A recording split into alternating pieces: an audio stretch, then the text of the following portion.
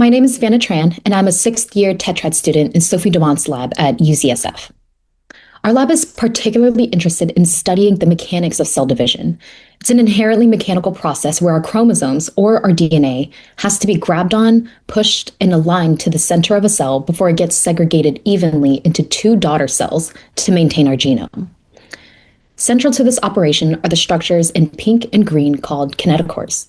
Kinetochores are large protein complexes built on the DNA and has to bind to spindle microtubules that generate force to move chromosomes.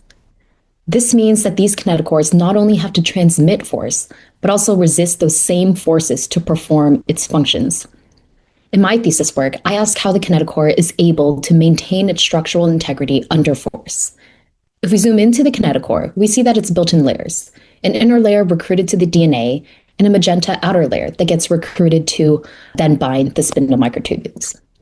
My specific question is to ask how the kinetochore structure responds when it undergoes various force contexts, like binding to many microtubules that might not all be aligned, or undergoing changes in the magnitude, duration, or geometry of force during cell division.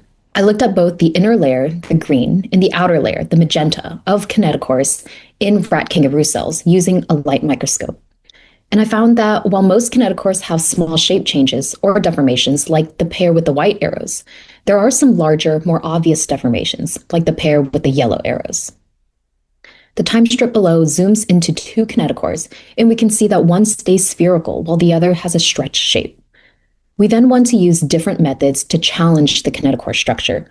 We did this using microneedle manipulation to pull and induce a large force on kinetochores, and then enrich for incorrect attachments that change the force application geometry on kinetochores. We also asked whether the centromeric DNA foundation that the kinetochore is built on needs to be stiff for the kinetochore structure to remain robust. We found that with microneedles and increased force, that kinetochores deform more, but that they're elastic materials.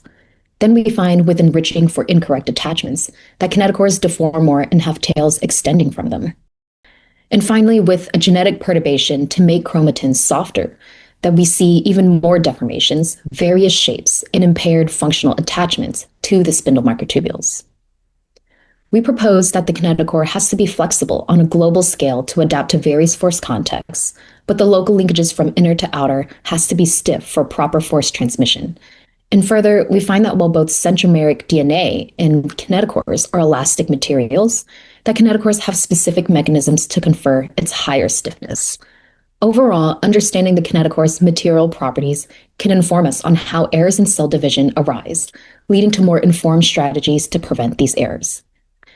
Thank you to my lab, and I'd like to also thank ARCS for supporting this project.